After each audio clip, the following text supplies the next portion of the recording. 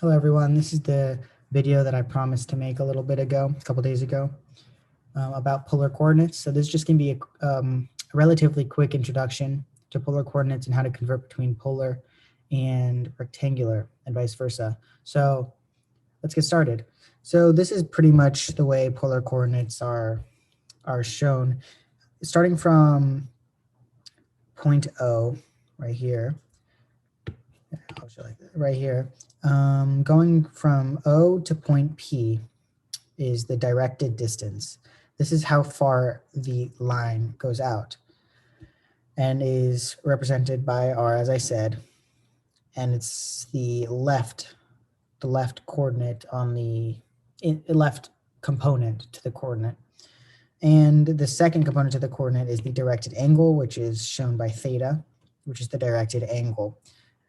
Both of these are on the polar axis, so R is angled theta from the polar axis. I don't know if I explained that well, but we're going to dive into it right now. So let's look at example 1. So we're supposed to plot the polar point of 2 comma pi over 3. So this is typically how you're going to be graphing your polar coordinates. And as you can see, so if you remember your unit circle, right? This is pi over 6, this is pi over 4, and then therefore this is pi over 3. If I delete the pi over 6, pi over 4, so that's a pi over 3. And they're saying the directed distance is 2, and the directed angle is pi over 3. So you go 2 out, which is 2 rings out, and a theta of pi over 3, which is here, 60 degrees. So that's an easy one. That's as simple as it's going to get. Now we have a negative directed distance.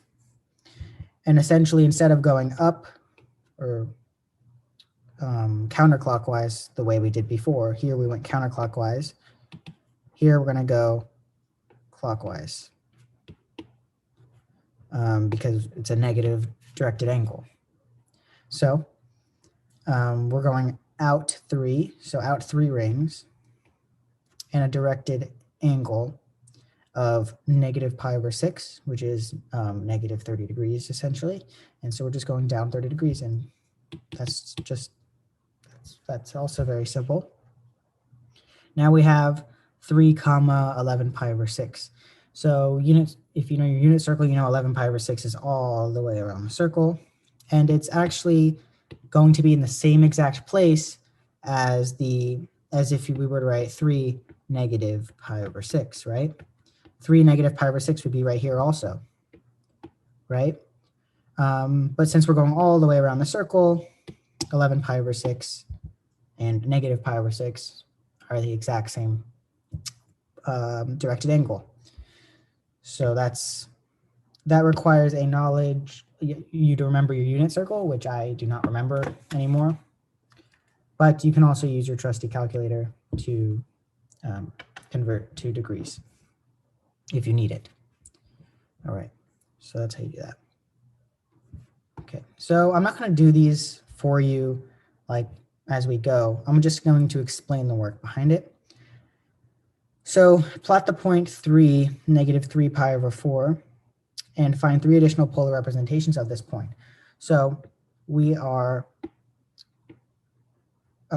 plotting this number. I mean, this polar coordinate, right?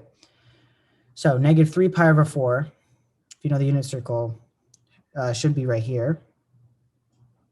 And you're going out 3 and the directed angle of negative 3 pi over 4. So what are some different ways you can write the same exact point? Well, there are a couple rules. If you add 2 pi to the directed angle, and yeah, so these are really important rules you should know. If you add 2 pi to your directed angle, then you will get the exact same point, right? Because you're just going around the circle one more time. If you remember the unit circle, the radians of a circle is 2 pi, right? So if you're adding 2 pi to your directed angle, you're just going around the circle again. And so that's why you get to the exact same point again. You can also add pi to your directed angle and make your r negative, and you will get to the exact same point for similar reasons. And then if you subtract 2 pi from this one, so from above, meaning once you get this, if you subtract 2 pi to that, you get the exact same point. So those are just a couple different ways you can get the exact same, write the exact same point in different ways. Yeah, of course, this is the most simple way, but you're going to get questions like these. And you have to make sure you're within these bounds, because technically you can add 8 pi to your directed angle, but you won't be within the bounds that they give you. Okay, let's move on to the next one. Okay, so now we're at coordinate conversion. So how do we convert from polar to rectangular and from rectangular to polar? And coordinate wise, not equation, but right now we're at coordinates. So you can take your polar line, like directed distance and directed angle, and you can put those on the xy axes, right? And then so you have this right here. And if you think about it, you have x distance here and y distance here. So you have yourself a right triangle, x here, y here, r here, theta here. So you're probably wondering, how do we get to these coordinate conversion formulas, as you could say? Well, you can just remember the table if you'd like, but you can also like deduce them yourself if you really care that much. So how do we get x, right? So we can get x from theta by going, so cosine is adjacent over hypotenuse, right? Because SOHCAHTOA here, I'll write that. SOHCAHTOA.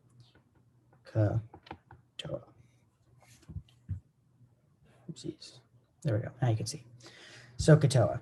So if we were to try to find what x is, right? Because rectangular coordinates are in the xy, not r and theta. So to get x, you would do cosine theta, which is adjacent over hypotenuse. How would you get x? So how do we get these equations? Well, as I just said, SOHCAHTOA, cosine of theta is x over r, right? Adjacent over hypotenuse. So cosine theta equals x over r. So therefore, x equals r cosine theta. And you could do the same thing for sine. So y equals r sine theta. And so that's how you do that. So that's how you go from polar to rectangular, right? Because you're finding the x values, you're finding the y values. If you wanted to go from rectangular to polar, however, taking the tangent of theta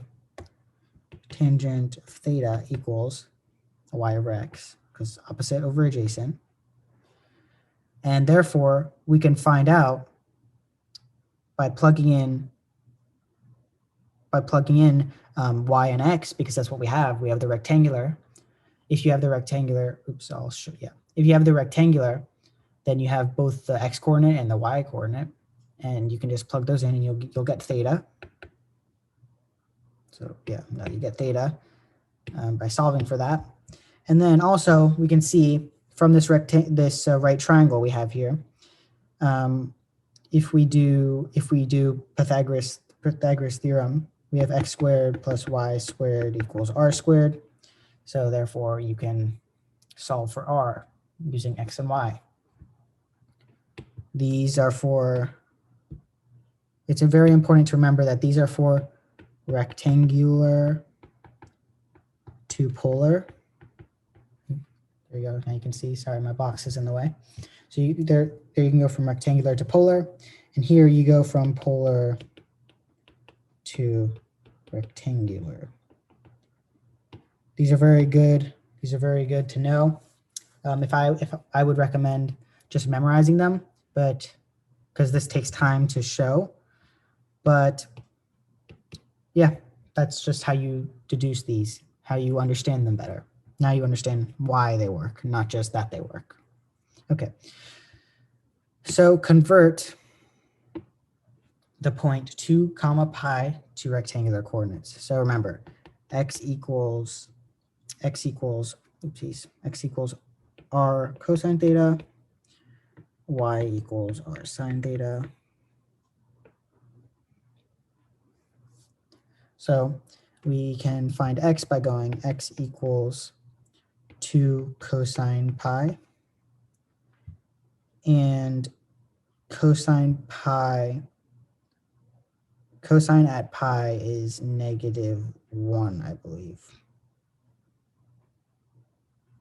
I believe cosine at pi is -1. Again, I don't remember my unit circle. So if cosine pi is -1, then we have x is -2. And then sine theta, so we have y equals 2 times sine of pi. Sine of pi should be 0. So we have 0.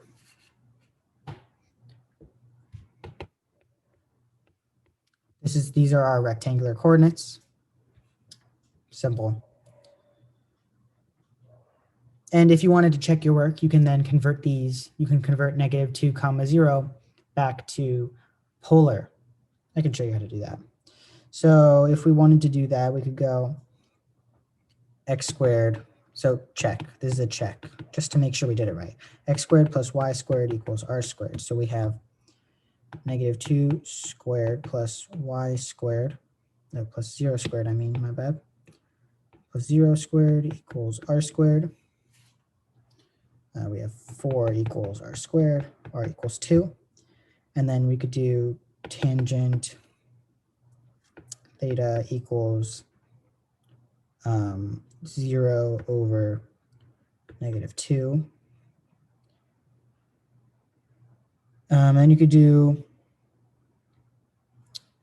you can go tan inverse of 0, and that equals pi. So we have 2 and pi. We can see our answer checks out, and we have gotten the right answer. I highly recommend checking your answer every single time. There's just a certain security that comes with knowing you did it right. Now we can convert equations. The only thing you need to know for converting equations, it is much simpler, much less to remember. X equals r cosine theta, y equals r sine theta. That's it. That's all you need to know. So let's look at this. Let's look at this in usage, right? Okay, describe the graph of each polar equation and find the corresponding rectangular equation. So theta equals pi over 3. Oh, okay, r equals 2. So how do we find the corresponding rectangular equation? X squared plus y squared equals r squared. We're only given r. So then we have, if we plug that in for r, we have x squared plus y squared equals 4. We just plugged this in for r. And we have to change the 2 to the 4 because if we're squaring r, we have to square the 2 as well. We can see that this is a circle, right? Because we have x squared and y squared and a radius. So this is basically like saying x minus 0 squared plus y minus 0 squared equals 4. So we can see that this is a circle. So we just described the graph. And then find the corresponding rectangular equation. This is the rectangular equation. And if you really wanted to, you can graph it because we have 1, 2, 1, 2, 1, 2, 1, 2, because the radius is 2 because we have 4 there. Remember, square rooted.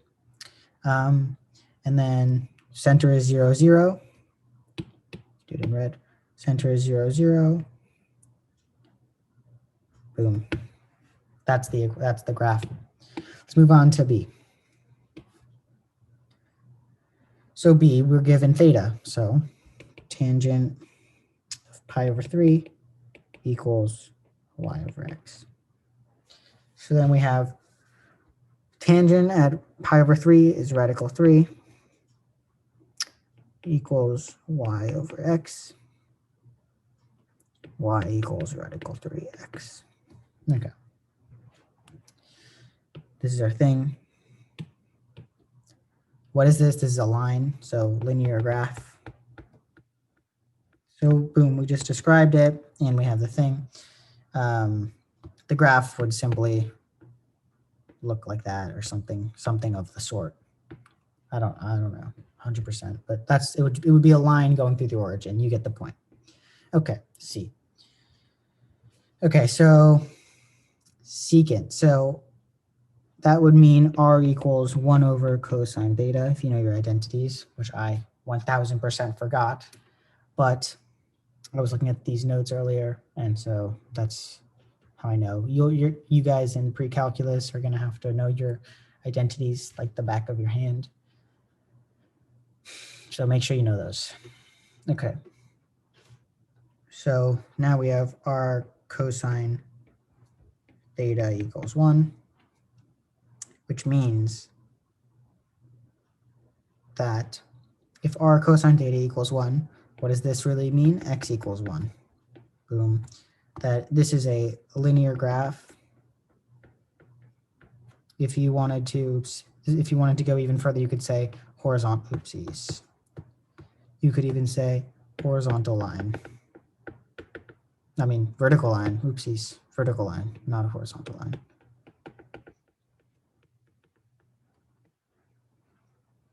And you wanted to graph that, it would look just simply like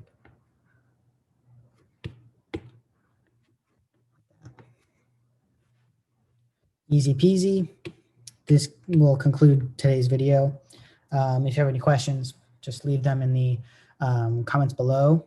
Joshy Poo, if you have any questions, I know you requested this video. Let me know. I hope you were paying attention, because if not, you're gonna be screwed. All right. Thank you very much for watching. Let me know if you have any requests or questions in the comments, like I said, and have an amazing day.